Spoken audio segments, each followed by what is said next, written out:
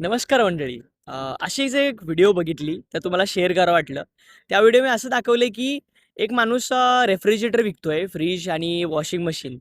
तर तो सांगतोय की तुम्ही फ्रीज घेतल्यावर तुम्ही तुमचा टाईम वाचवू शकता, भाजी आणायची जास्त गरज नाही आहे आणि वॉशिंग मशीन घेतलं तर तुम्ही कपडे धुवू शकता त्याच्यामध्ये आणि तुमचा टाईम वाचेल.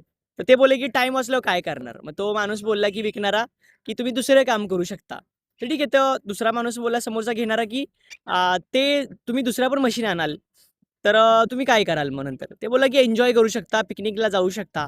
तर बघा, तिथे असा मनात विचार येतो ना, की बघा, आपण जर समजा मशीन घेतोय किंवा आपल्याला पैसे पे करायला लागणार, बरोबर?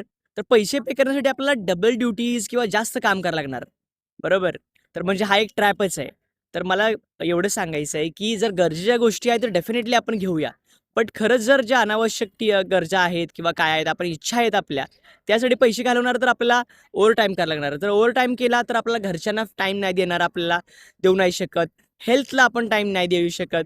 खेळण्याला, एन्जॉयमेंटला टाईम नाही देऊ शकत. मग कशी लाईफ? त्या मशीन घेऊन जिथे आपण टाईम वाचवू शकत होतो, ते टाईमच नाही भेटणार, तर हे सगळं ट्रॅप आहे. मोठ्या-मोठ्या कंपनी श्रीमंत होत आहे, तर आपण खूप गरीब होत चाललोय. कारण की आपला कष्टाचा पैसा, मेहनतीचा पैसा सगळेजण वापरतायत. येस, तर खरंच आपण ह्याच्याबद्दल विचार केला पाहिजे, की खरंच हा टाईम वाचवतोय, की आपलं आयुष्य घेतोय? येस, हसत राहा, शिकत राहा.